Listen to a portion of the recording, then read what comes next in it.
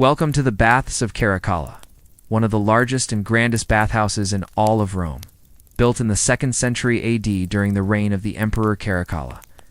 This vast complex covers an area equivalent to 14 modern tennis courts. It is surrounded by gardens, colonnaded walkways, and over 24 statues of gods and heroes. Nearby, the frigidarium is cooled by a fountain that cascades down its marble walls. A series of tunnels leads to the tepidarium, where marble benches are arranged in concentric circles around a central fountain. At its heart lies the caldarium, filled with scalding hot steam and dominated by a colossal statue of the Emperor Caracalla himself. The air hangs heavy with the scent of resin and oil, the sound of scraping metal echoing off the vaulted ceilings. You watch as slaves, no, attendants, for that is the preferred term here, vigorously scrape the skin of patrons with tools made of bronze and iron. They remove dirt, dead skin and hair, which have become intertwined to form a thick layer known as curd. Some men are bald, while others sport elaborate hairstyles, woven with intricate braids. One man has his beard threaded through a special comb, pulling it taut, so that it forms a high-arched shape. Others lay on heated stone tables as hot oil is poured over them, allowing it to melt away the grime and stress of daily life. The process is called styptic, a word that means to close up or stop, an apt description of the pores being purged of impurities. But who are these people, and what brings them to this temple of cleanliness? What do they discuss as they lounge here, lounging between dips in the pool? Well, that's for us to find out. The year is 193 AD. Your eyes drift open in the pre-dawn light, filtering through your window. Stretching, you rise from your narrow bed and quickly dress in the finest toga you can find. Adjusting the folds with practiced hands, you tie a girdle at your waist. Pull on a white undergarment and prepare yourself for the day ahead. You're going to the Forum, the bustling center of ancient Rome, where politics, trade, and daily life converge. But before you enter the crowded streets, you must refresh yourself at the Baths of Caracalla. These baths, a gift to Rome from the emperor himself, are reserved for the elite members of society. Here, men from across the empire gather, senators and merchants, freedmen and gladiators, all united by the shared experience of cleansing their bodies and discussing the events of the day. As you approach the baths, you catch snatches of conversation, the murmur of gossip and news, the clink of coins exchanging hands. In the distance, the rhythmic clang of hammers echoes as the attendants busy themselves preparing the baths for the morning rush. The day is shaping up to be hot, and the thought of plunging into the cool water invigorates you. But the steamy haze of the baths hides more than just sweat and gossip. If you listen carefully, you might catch whispers of a different kind, tales of a secret cult whose practices take place in the shadows beneath Rome. To uncover their mysteries, we must venture far from the public gaze. Welcome to the Domus Transitoria, a small domestic building nestled near the Palatine Hill. It might appear unremarkable from the outside, just another weathered remnant of ancient Rome. But beneath its terracotta roof, a world of mystery awaits. The cult of Mithras is a secretive group whose followers gather here in the dead of night to worship a god from the distant East, their rituals shrouded in secrecy, their numbers swelling in the shadows. The path to initiation is fraught with secrecy and intrigue. Only those who have proven themselves trustworthy can enter the subterranean depths of the Domus Transitoria. There in the dimly lit sanctuary, they perform rituals in honor of Mithras, the bull-slaying god. The air thick with incense as they call upon his name, their voices echoing in the cavernous space. Their worship is not for the faint of heart. Each initiate must swear to strict laws of secrecy and morality. Fidelity, self-control, and courage are their watchwords. And yet, despite the cult's best efforts to remain hidden, rumors of their activities persist. Whispers spread like wildfire through Rome's crowded streets, carried on the wind from the east. Stories of human sacrifice and wild orgies have become synonymous with the cult of Mithras.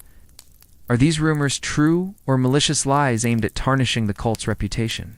As you navigate the labyrinthine tunnels beneath Rome, you find yourself drawn into a world where shadows dance and secrets whisper.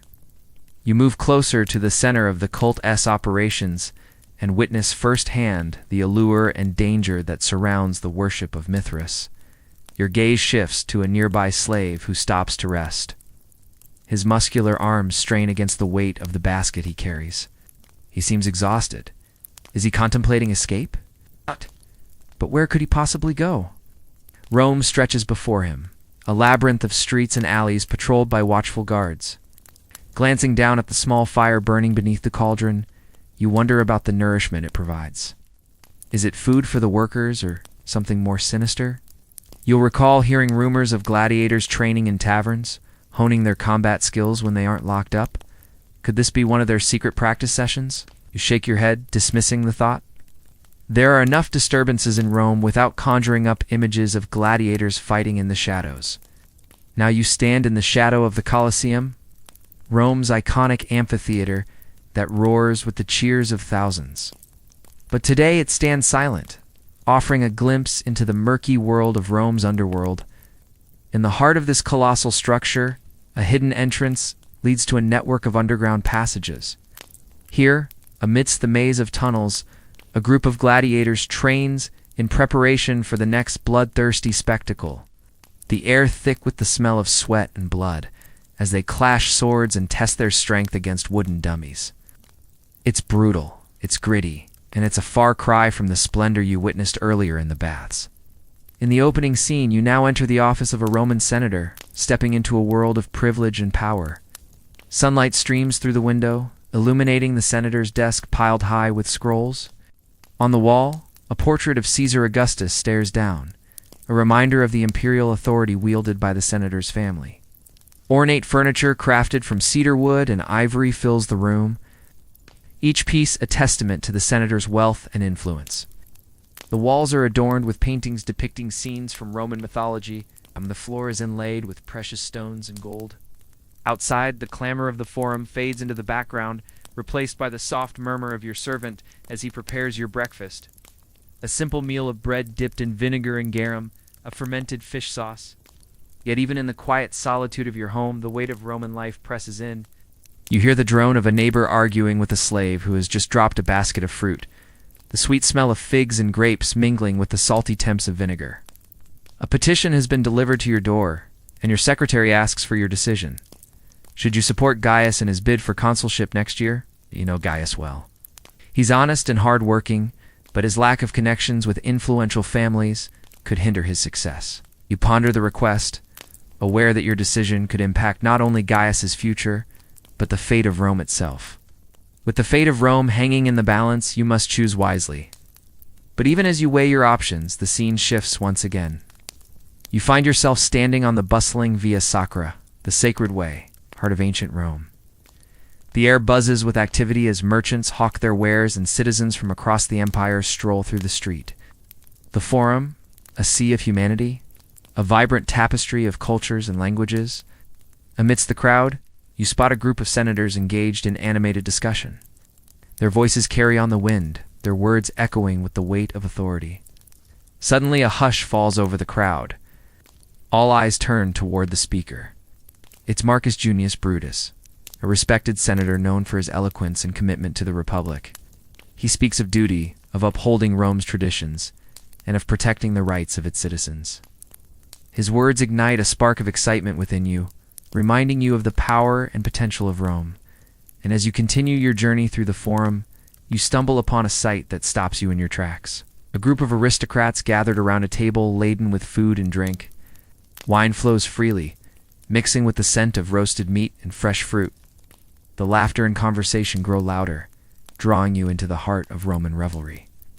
It's a world of indulgence, of pleasure, and of carefree abandon. But beneath the surface, you sense a current of political intrigue. Alliances are forged over shared bottles of wine, and whispered conversations reveal the true nature of Roman power. As the sun begins its slow descent, casting long shadows across the Forum, you feel a sense of satisfaction. You've witnessed the grandeur, the power, and the intrigue of ancient Rome. But you also glimpse the darker side of this great city, the inequality, the corruption, and the violence that simmer beneath its surface. Now, as darkness falls, you find yourself alone in your house. The flickering lamplight casts dancing shadows on the walls. Outside, the sounds of Rome fade into a gentle hum, leaving you in a bubble of quiet contemplation. Your mind races, replaying the events of the day. It's the haunting words of the senator's wife, the secretive rituals of the cult, the raw emotions on the faces of the gladiators. You realize that Rome is more than just marble and mortar. It's a living, breathing entity, pulsing with the hopes, dreams, and fears of its people. And as you settle into your bed for the night, you know that you'll never forget your time in this ancient city. The echoes of its history will stay with you, reminding you of the timeless struggles of humanity, the quest for power, the search for meaning, and the enduring spirit of survival. What did a slave who worked in the public baths do on a typical day? So let us imagine what a slave might have experienced working in the public baths in the ancient Roman world. So it's early morning, and your master has roused you from sleep. In the frigid pre-dawn hours, you pull on your tunic and sandals and join the other slaves assigned to work in the baths. It's not unusual for slaves to share a house with their fellow slaves and with their master and his family if he has one. So you may have spent the evening chatting with your fellow slaves about the happenings in the city, news you've heard from merchants or soldiers who frequent the baths, or gossip from the taverns and brothels. Even though you are a slave, you aren't without awareness of what goes on in the city. Your first job, along with the other male slaves, is to get the furnace stoked and tended so that the baths can be warmed and filled with hot and cold water. There are usually 2 furnaces, each containing 3 large ovens, stacked one above the other. The ovens are made of brick and lined with tiles, and they're fueled by wood taken from nearby trees or purchased from a wood merchant. Stoking the fire takes time, and the slaves spend most of the morning throwing in logs, keeping the fire stoked and making sure that the smoke escapes through the flues. Keeping the fire at just the right level isn't easy. It's too big, and the pipes that carry hot water throughout the baths could break. It's too small, and the baths won't be ready on time, and angry customers will complain. The work is hard and dirty, and by the time the furnaces are ready, the slaves are filthy with soot and grime. It's important that they wash themselves before handling the patrons' water, which would be gross and unpleasant for the patrons to find out otherwise. After cleansing themselves, the slaves put fresh tunics over their naked bodies and start filling the baths. This is done with buckets, and the water needs to be carefully measured to ensure the temperature is right. Slave women would do the same tasks as the men, but also have to clean the latrines and scrape and remove any dirt or dead skin that collects on the marble benches. As the water warms, the smell of eucalyptus and cedar drifts from the furnaces and mingles with the smoke and the aroma of burning incense. Some slaves have taken up positions near the pools and the tepidarium, or warm room, where they hand towels to the patrons and help elderly or lame people into the water. Slaves also stand around the pools with ladles ready to top up the water as it cools, mixing hot water from large jars called amphoras. It's a dangerous job because the water is scalding hot. If a slave makes a mistake and spills some, they could be badly burned. If you are fortunate, your duties will be somewhat lighter, and you'll spend more time collecting discarded sandals, fetching oil for massages, or assisting the baldari or head slave. Your main responsibilities are to get people what they want and to keep the baths clean. The oil used for massages is brought in from a supplier. Slaves aren't allowed to make their own oil, but they do have to strain out any lumps or grit that can make a massage uncomfortable. The oil is also flavored with fragrant herbs and spices like olive oil, myrtle rose, and cedar wood, and slaves may be responsible for mixing these in too. In the warmer months, there are swarms of flies around the baths, and the slaves spend part of their day chasing them out. Ow. During the midday, the baths are the busiest. Merchants, artisans, politicians, and ordinary people come to bathe and socialize. Slaves have little opportunity to rest, but they do take breaks to eat their meager meals of bread and olives or cheese. Many slaves also use the baths themselves when they aren't busy. Slaves don't get paid, and they certainly aren't given luxuries like clothing or food, but they can acquire goods by receiving tips from patrons or by stealing when they aren't noticed. Slaves at the baths talk to everyone. They hear the latest gossip, news of impending war, and learn about new fashions and trends. Even though they aren't allowed to speak their minds or offer opinions, the slaves learn a lot about what's happening in the empire. If a patron wants to talk, the slaves have to listen, but they aren't allowed to answer. They can't engage in conversation or ask questions. The only response they can make is a polite gesture or a slight nod of the head. If a patron asks a question, the slave must remain silent unless he wants a beating. Of course, there are different rules for female slaves, especially when it comes to interacting with male patrons. while female slaves aren't allowed to speak much to male patrons, if any. They do spend a lot of time massaging their bodies with oils and helping them scrub themselves clean. It's a difficult position to be in, and many female slaves consider working in the baths one of the worst jobs imaginable.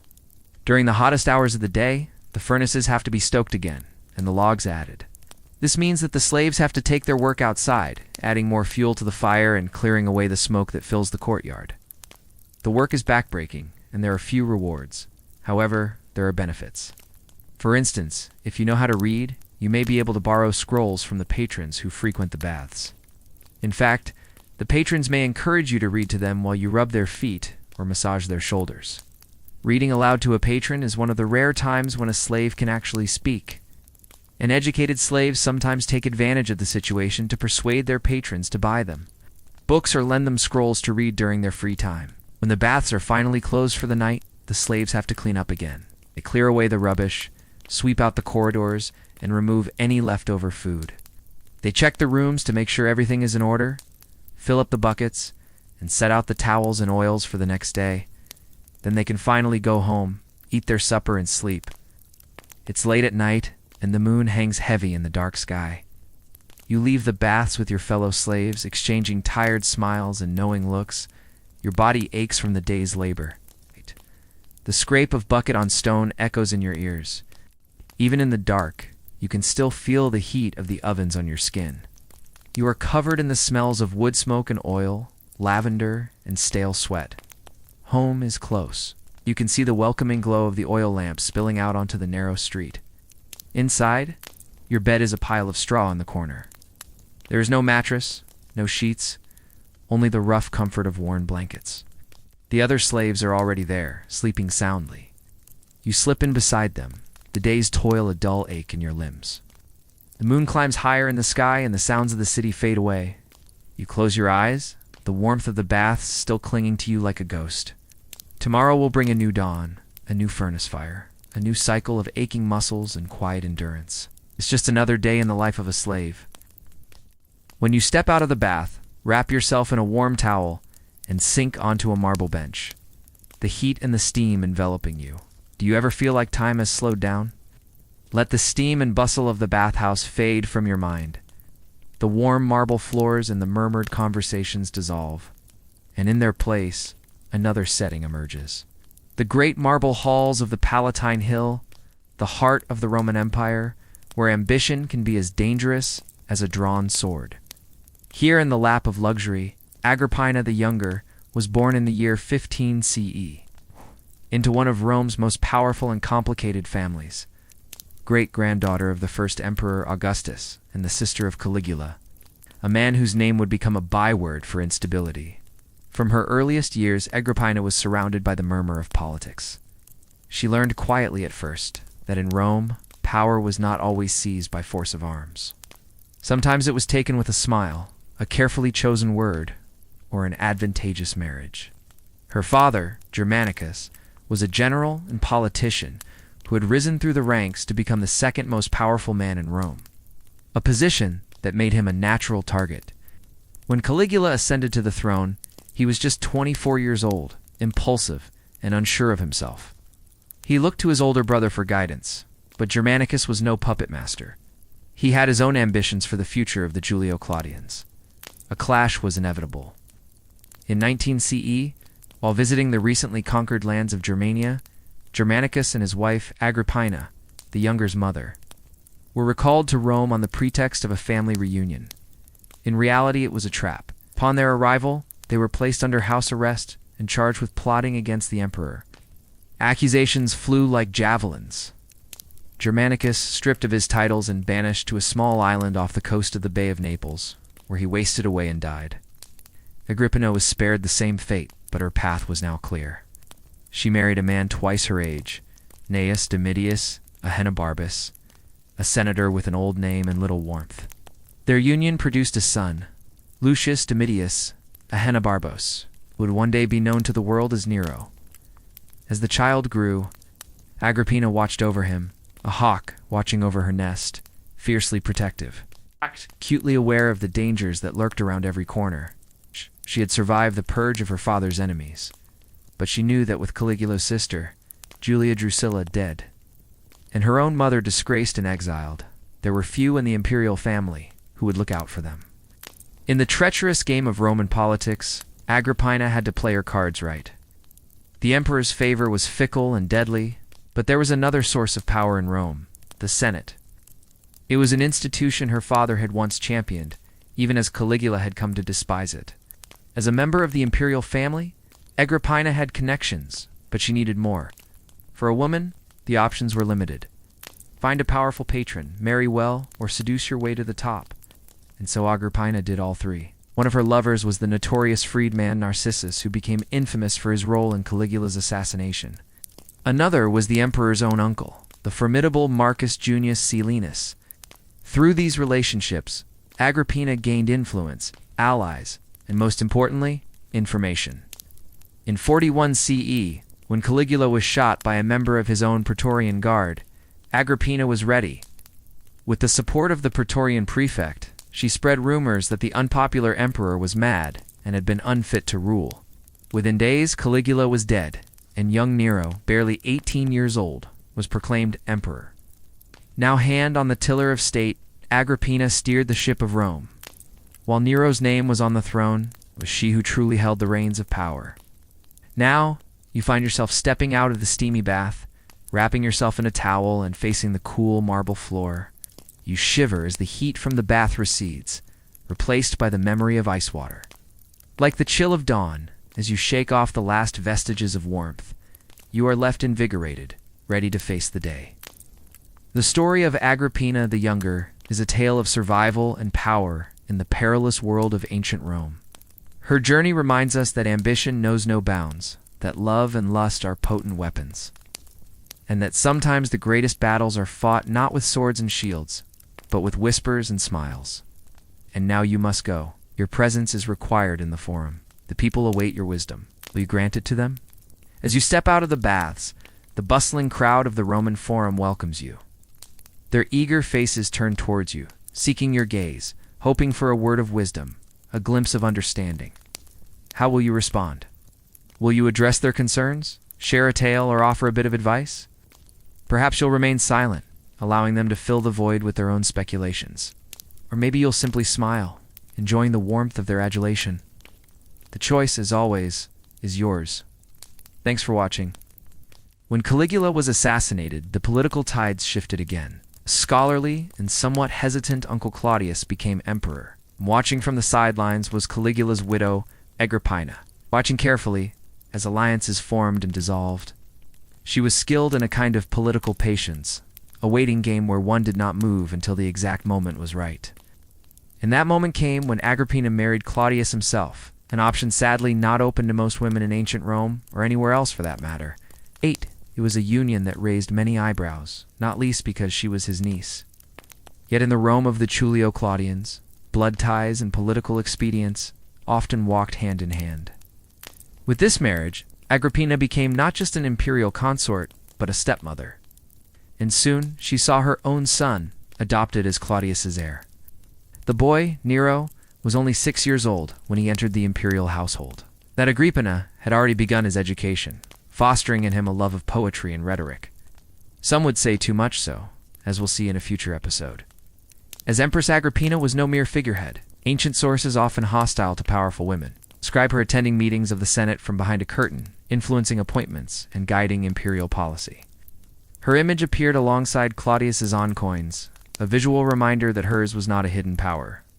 But such influence rarely lasts unchallenged. In the year 54 CE, Claudius died under circumstances that would become the stuff of whispered speculation. Some said it was a dish of poisonous mushrooms that ended his life, while others insisted it was merely illness. Whatever the truth, Nero ascended to the throne at the age of 16.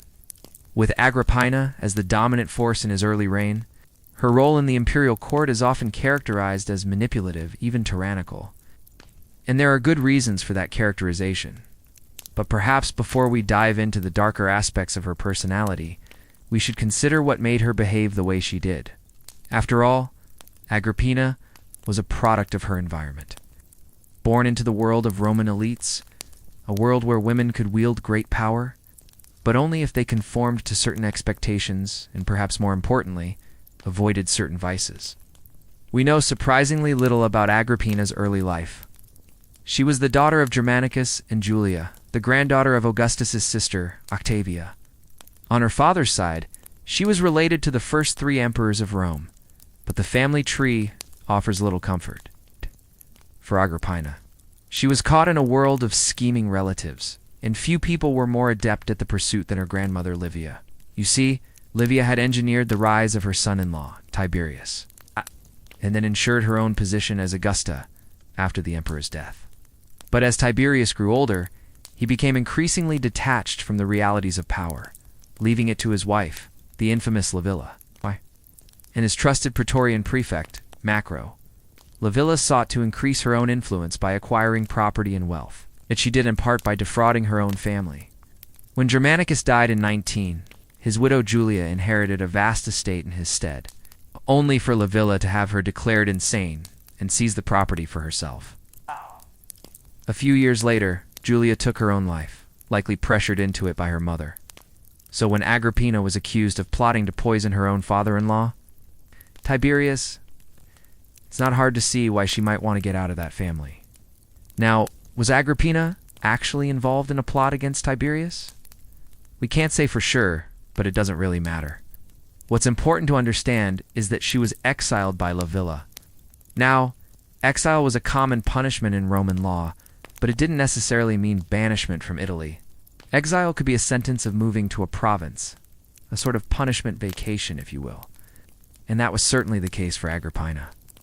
She spent time in the island province of Capri, where Tiberius also liked to vacation, though the two never seem to have met there. According to the accounts we have, Agrippina returned to Rome in 33, the same year that Tiberius finally kicked the bucket. Though some accounts place Agrippina at the emperor's bedside when he died, claiming she helped deliver his eulogy, a strange and intimate role for someone supposedly exiled from the imperial family. But such was the situation. Caligula was now emperor, and Agrippina quickly found a new patron in the new emperor's mother, Julia. More on her in our next episode. In the meantime, thank you for watching. If you enjoyed this episode, please remember to hit like and subscribe. And don't forget to join us on social media. See you next time. She grew up in the shadow of the Forum, watching her father, the Emperor Augustus, rule over Rome. When he died in 14 CE, her uncle Tiberius took the throne. She was just 17 years old. 16 years later, in 30 CE, she married her uncle's grandnephew, the future Emperor Nero. For a time, she remained close to her son, acting as advisor and guardian of imperial dignity. But as Nero grew more confident and more influenced by other counselors, their relationship cooled. Ancient accounts tell of public arguments of Agrippina being stripped of her bodyguard, of her being moved to a separate residence on the river. The end came abruptly. In the year 59 CE, Nero arranged her death. The details, as told by Tacitus and Suetonius, are tangled with legend. A collapsing boat, a failed drowning, and finally, the intervention of armed men. The truth is difficult to untangle. But what is clear is that Agrippina's life ended as it had been lived, in the shadow of imperial power and in the company of danger. Her story, though softened by the passage of centuries, remains one of the clearest windows into the precarious position of women in the Roman imperial court. She had influence, wealth, and prestige, yet all of it was bound to the shifting fortunes of men who could raise her up or cast her aside.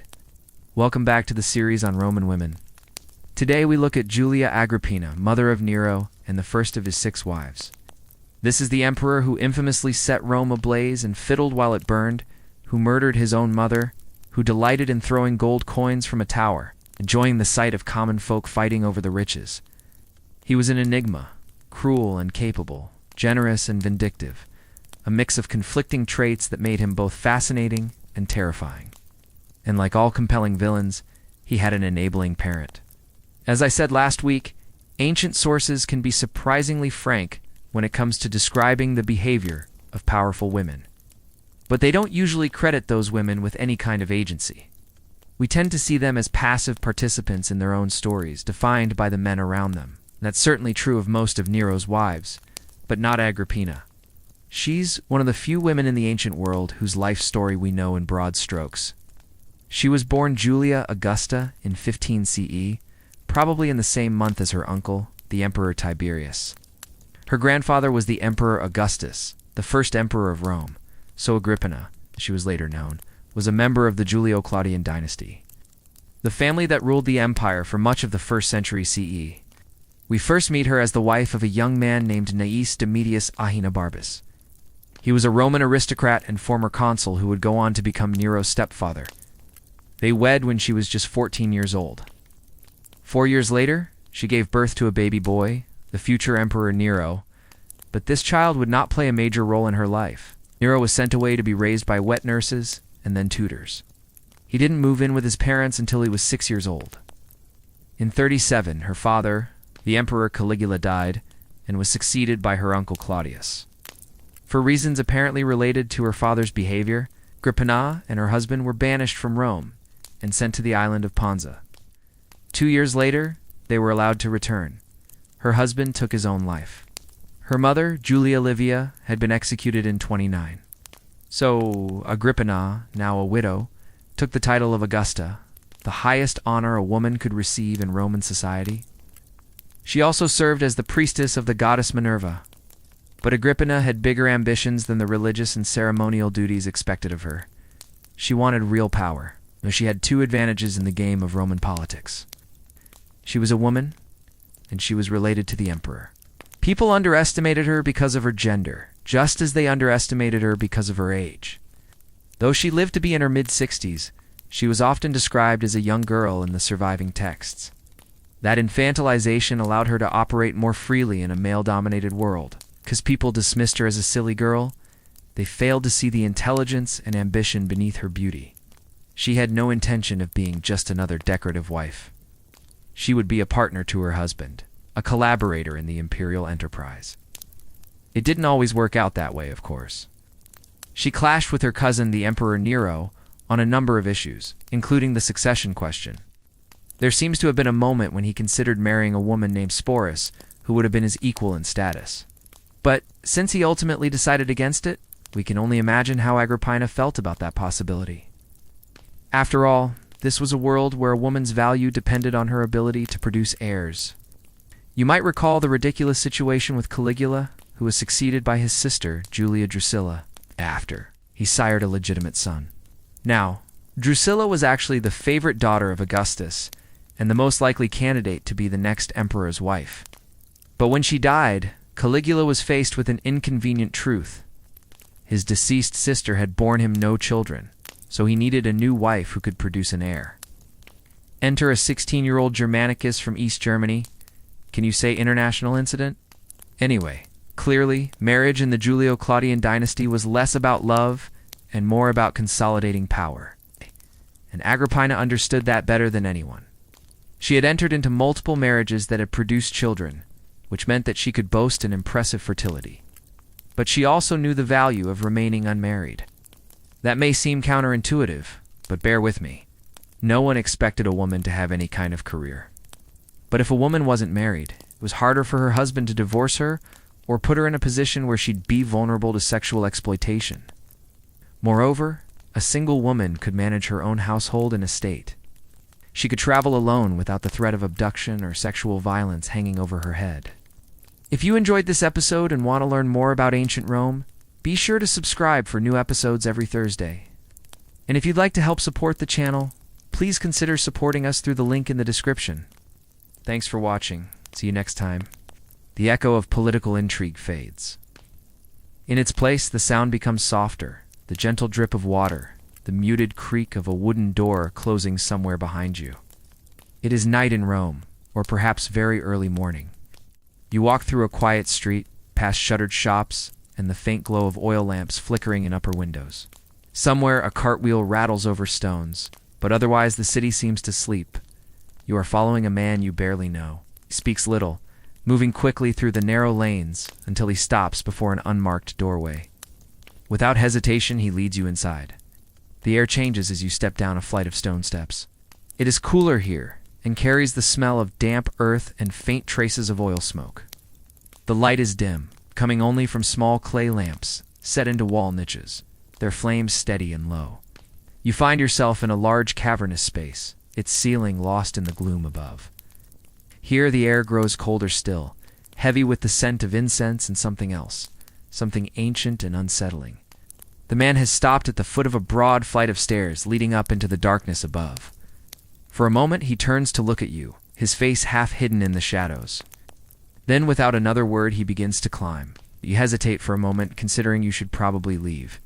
Slip out while you still can, and pretend this night never happened. But something draws you forward. Some morbid curiosity, or perhaps a strange sense of duty. You start up the stairs, one step at a time, each one loose and uneven beneath your feet. The air grows thicker, making it hard to breathe. And with every step, the silence seems to press in around you, broken only by the sound of your own heart pounding in your ears. As you climb higher, the stairs begin to turn, twisting and turning, until you reach a final straight that leads ever upwards into the gloom. At last, the stairs end before a massive stone door set into the wall. It is adorned with strange symbols and glyphs, and a shiver runs down your spine as you realize with a jolt that you have never seen this part of the city before. The man turns again, and this time you see a flicker of something in his eyes, something wild and untamed. A low growl rumbles in his throat. You understand now that this place holds dangers you cannot even imagine. He raises a hand, palm out, and you instinctively recoil from the gesture, not trusting whatever magic he wields. He takes a step back, his eyes boring into yours, and then he does something that you never expected. Closes his eyes and opens his mouth, and from his throat comes a sound that echoes across the ages, a sound filled with power and sorrow, a sound that seems to tear at the very fabric of the night. As he chants, the symbols on the door begin to glow with an eerie light, and the air shimmers and distorts as if the very stones themselves are coming alive. With a final open, the door groans and begins to slide aside, revealing what lies beyond. It's up to you now. What do you do? You have entered a Mithraeum, one of the secret underground temples dedicated to the god Mithras. These shrines were often hidden beneath ordinary buildings, invisible to those who were not initiated. You find yourself in a long, narrow chamber. It's designed to feel like a cave, for in the myths, Mithras himself was said to have been born from a rock. Along each side of the room are raised benches where initiates would recline during the sacred meal. At the far end stands the focal image, Mithras in a flowing cloak, plunging a dagger into the neck of a great bull. Around this central scene are carved or painted signs of the zodiac, figures of torchbearers and symbols whose meanings are still not fully understood. You notice the quietness of the place. Here, in this dimly lit chamber, the noise of the city above is gone. The walls seem to hold the stillness, broken only by the soft footsteps of men moving in ritual patterns. This subterranean temple is just one in a vast network that stretched across the ancient world. From Spain to Syria, from Britain to Bangladesh, there was no corner of the empire where the followers of Mithras were not found.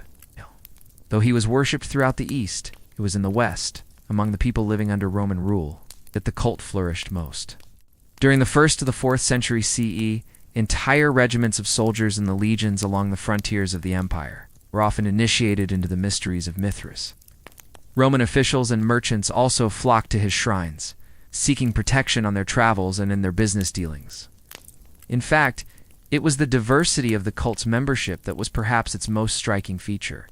Soldiers, merchants, slaves, freemen, artisans, gladiators, and even prostitutes all came to share in the mysteries of the Mithraic initiation.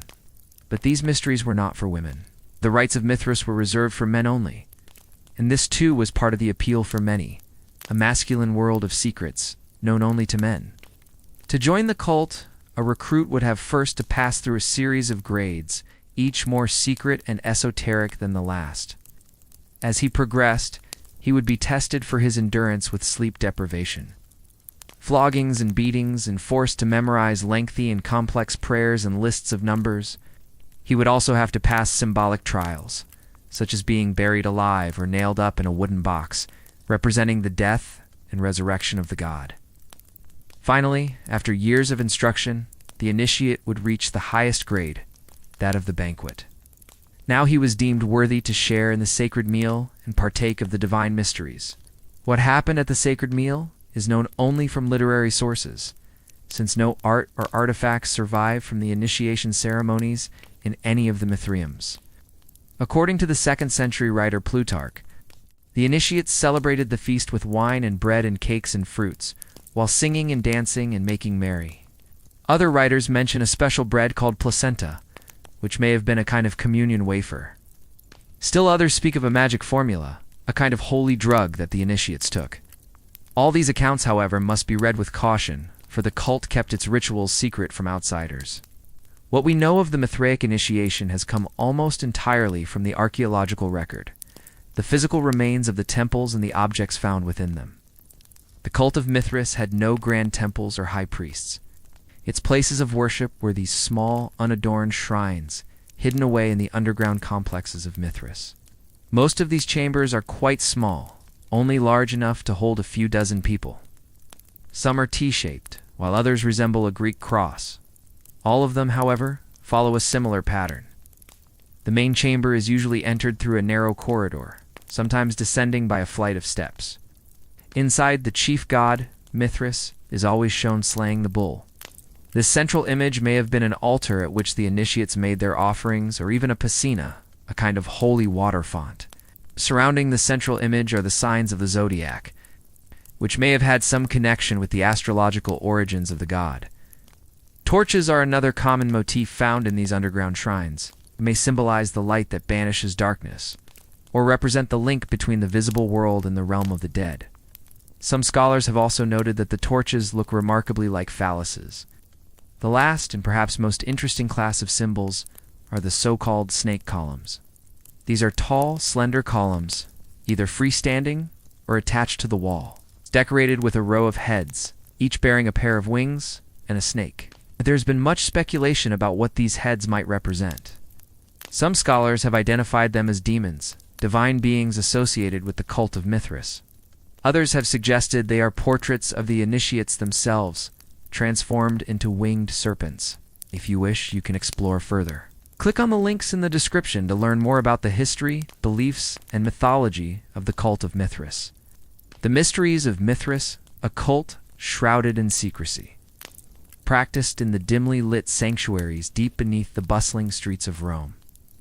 Here, amidst the fading echoes of antiquity, we'll uncover the intriguing rituals that unfolded within these subterranean sanctuaries. Join us as we explore the captivating world of the cult of Mithras and shed light on its enigmatic practices.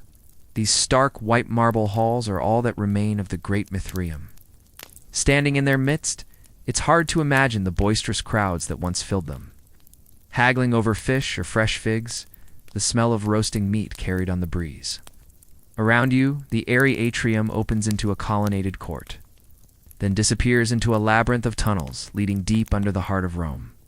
It's easy to get lost down here, disoriented by the maze of passageways and staircases that wind through the ancient bedrock of the city. But in the 2nd century AD, this was the largest and grandest Mithraeum in all of Rome.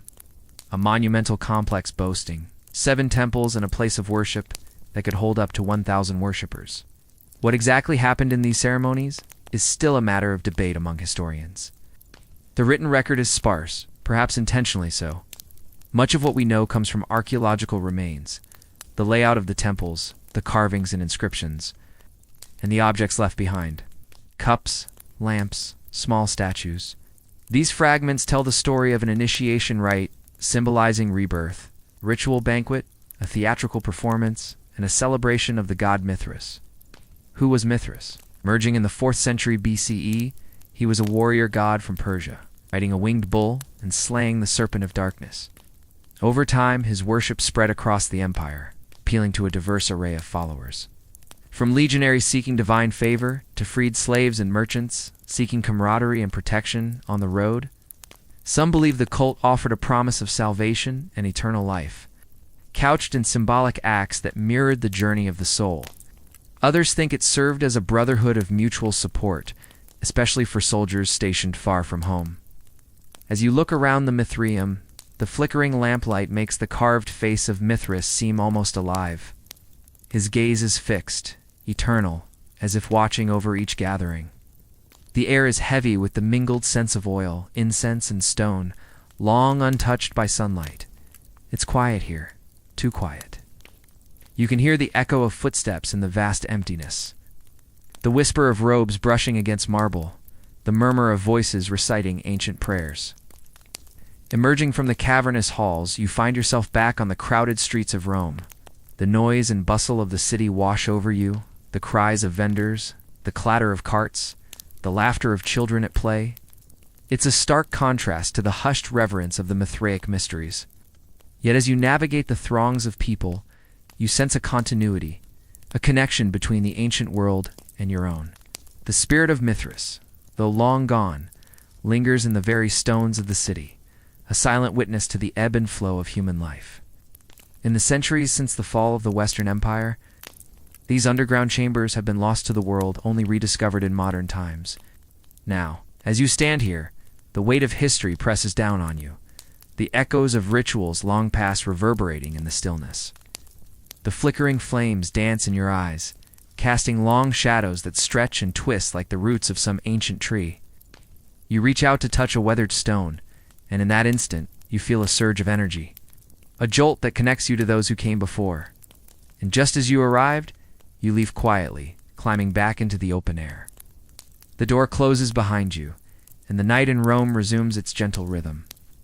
But somewhere below, in the hidden chambers, the lamps still burn, their light a beacon in the darkness, silently illuminating the secrets of the past. Thank you for joining us on this journey through time. If you enjoyed this experience, we invite you to subscribe for more such adventures.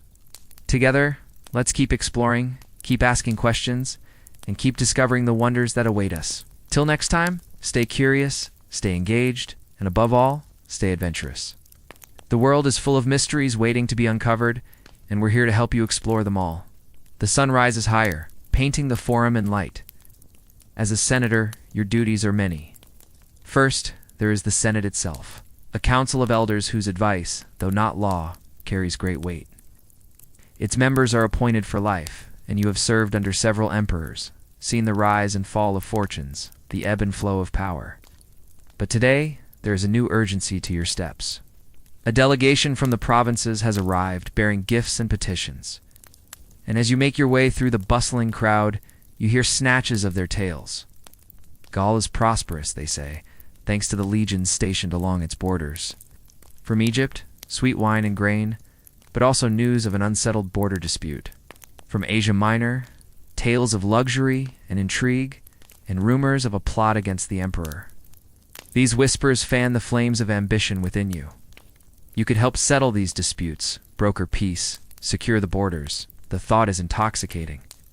And yet, as you pass by a bakery, the smell of yeast and honeyed cake draws you in. You linger over a basket of figs, plump and juicy, staining your fingers purple. A vendor smiles, pleased with the sale. You buy a length of fine linen cloth for your wife and a silver rattle for your daughter. Julia, you had her named after the emperor's daughter, a great honor, and she is the light of your life. Ow. She will be 5 years old come spring. You remember the day she was born? Your wife, Livia, so beautiful, so brave, facing death with a child on the way. The memory stirs something deep within you, a fierce determination to provide for them both. As the sun climbs higher, the heat shimmers over the marble and stone. You pause to watch a slave girl dance, her movements fluid and graceful. She dips and twirls, her arms describing arcs in the air like a crane takes flight. Her name is Chloe, and she is yours and her master's property. You feel a pang of sympathy for her, knowing that she dances for your pleasure, but also for the amusement of others. There is no dignity in her profession, only the hope that one day she might be freed. I've heard her singing while you bathe, and her voice is like honeyed wine. She dreams of being a singer, not a dancer. You arrive at the Senate just as the assembly is starting. Senators of the Roman Empire come from all walks of life, some wealthy landowners, some former generals. Their togas are a riot of color, their sandals a mix of leather and gold. Some senators whisper, others pace, exchanging gossip and veiled accusations. You take your seat on the bench, its surface smooth from centuries of use. The presiding magistrate raps his bronze pointer against the stone floor, calling the assembly to order. Voices rise above the murmur, eager to be heard, eager to advance their own interests. The morning stretches ahead of you, filled with debate and decisions. With the fate of provinces and people hanging in the balance, outside, the sun climbs higher still, turning the sky from azure to the color of ripened wheat. In the distance, the hills of Rome shimmer in the heat haze, and the sound of chariot wheels rolling over stone echoes through the empty spaces between the buildings. Time stretches ahead, elastic and full of possibility. What will you do with it? What mark will you leave on the world? Or will your name, like the countless others who have walked these streets, be lost to time? Before the sun's golden fingers reach the rooftops of Rome, life begins to stir in the great city. Shopkeepers throw open their wooden shutters, bakers draw fresh loaves from their ovens, and the murmur of voices carries on the warm morning air. The day is hot with potential, and you are a senator of Rome, walking the streets in sandals. Your home is on the Palatine Hill, a short walk from the Forum, the political and commercial heart of the city. The marble columns of your atrium catch the sunlight as you step out. Attendants are at your side, ready to help you through the crowds that throng the streets. You wear a toga edged with a broad purple stripe, the mark of your rank. It is heavy on your shoulders, but it carries the weight of authority. The Forum stretches before you, a wide open space lined with temples, basilicas, and the offices of government. The air here is filled with a steady, low murmur. Clerks read documents aloud, petitioners present their cases, and vendors sell figs and olives from small stalls. Somewhere, a group of children chase each other around a column's base, their laughter echoing between the stone facades. As you walk, you hear the rhythmic clang of a blacksmith's hammer. From a side street comes the sound of a flute, the melody lilting and sweet. A sculptor chips away at a marble block, his hammer ringing out in time with the blacksmith's. A vendor calls out the praises of his wares, his voice competing with the chatter of the crowd. You stop by a fountain to watch the water play. Nearby, an old man sits, wrapped in a tattered cloak, begging for coins. A young mother stops to give him some money, her child tugging at her skirt. Looking up at the old man with innocent curiosity, a dog trots up to the beggar, tail wagging, and nudges his hand with its nose, as if asking for a handout. The old man scratches the dog behind the ears and throws in a small piece of bread that one of the boys had dropped. The dog catches it deftly in its mouth and trots off to find another handout. You continue on your way, passing groups of men deep in conversation, their voices rising and falling as they debate the latest political intrigue or the best way to grow olives on the family farm. A group of soldiers marches past, their armor gleaming in the sunlight, their faces grim and set. They carry shields and spears, and their leader, a centurion, holds a rolled-up parchment in his right hand. You nod to them in greeting, and they return the gesture with a quick salute. A temple looms ahead, its marble columns rising like the legs of some colossal giant. The air here is different, hushed and reverent. You walk inside, your sandals making no sound on the stone floor. The light is dim, even though the sun streams through the open doors. You see senators and magistrates, common folk and slaves, all gathered together in this sacred space. You watch as a priestess lights an incense burner, the smoke curling up into the air like a dragon's breath. She chants in a low voice, and you join the others in reciting the prayers to the gods. As you leave the temple, you feel a sense of peace settle over you. You know that no matter what troubles may come your way, you can always find solace here. For now, though, you have duties to attend to. You hail a passing slave to get a chariot and tell him to drive you to the palace of the emperor. The sun is high in the sky now, and the crowds are at their thickest. But you are not a commoner. You are a Roman senator, and you have places to be and things to do. The wheels of your chariot rumble over the stones as you are carried along, the wind whipping through your toga. The Forum falls away behind you, and you are off to see the emperor. Our Lady lies in wait. This is the final scene of our walks in ancient Rome, and here in the shadows of this forgotten bathhouse, we find our last glimpse of the women of the eternal city, the waning days of the Republic. Augustus made it his business to be seen at the baths, not as a patron or even a spectator, but as a fellow bather. For 2 hours every morning before the crowds arrived, he would enjoy the steam rooms and plunge pools with a small group of friends. There's no better place to make deals or hear the latest gossip than a public bathroom, and Augustus understood this well. Even his successor as Emperor Tiberius was known to frequent these establishments. But how about the common folk? What did bathing mean to them? How did they spend their time in the tepidarium? Perhaps like this family, the mother keeps watch over her children while they play. Games. These baths are noisier than the expensive establishments the emperors favor, and the air is heavy with the smells of sweat and dirt. Families come together here too, and the children screech with delight as they splash around in the shallow pool. They laugh and splash, oblivious to the watchful gaze of the matrons keeping track of their kids. Here, social standing doesn't matter. Everyone is equal in the steam and the grime. A chill wind whips across the forum. Hug your cloak closer around you. You've been waiting here a long time for your friend to emerge from the Senate House. He promised to meet you after his session, but the sun is sinking toward the horizon, and you start to worry. Has he forgotten? You decide to go inside and look for him? Welcome to the Senate. Now, despite its flaws, Roman architecture is breathtaking. Look at the soaring arches and columns, how they seem to reach for the heavens themselves. But don't get distracted. Your friend is in danger here. Watch his every move. He's being followed.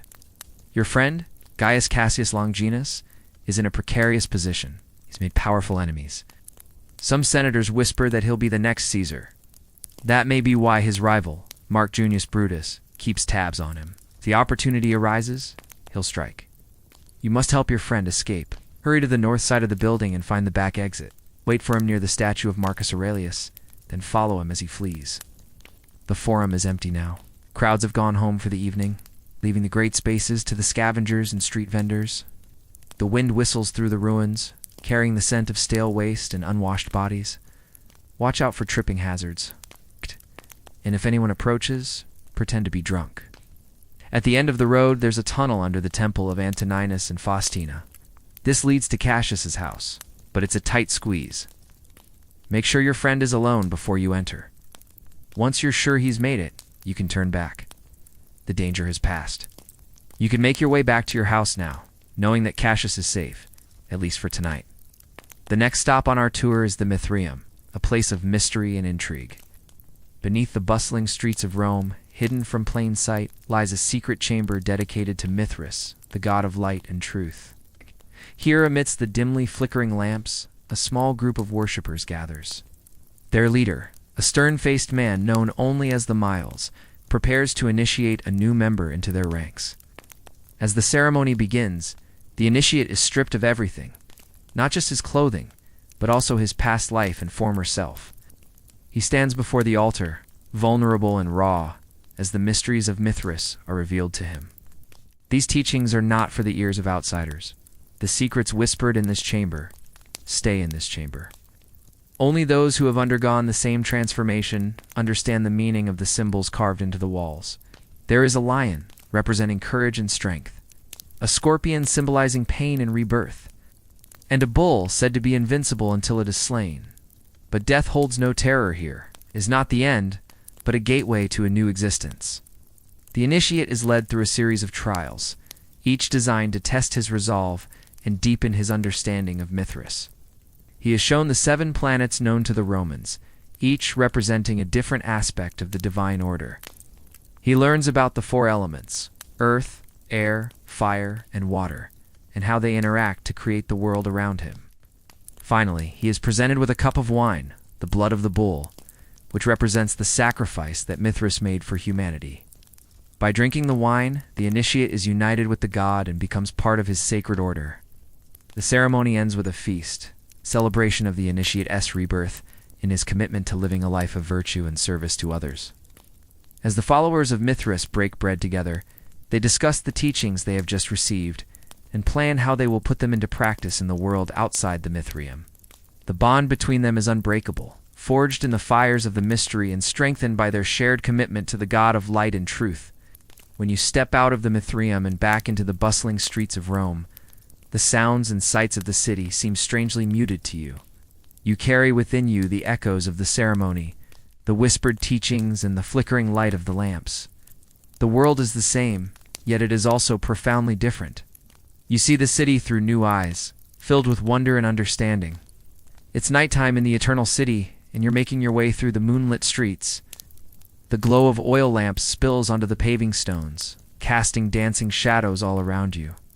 A steady hum of activity fills the air. Street vendors hawk their wares, musicians play lively tunes, and the murmur of conversation echoes from the taverns and brothels. You pass by groups of young men gathered around tables playing dice or discussing the latest political intrigue.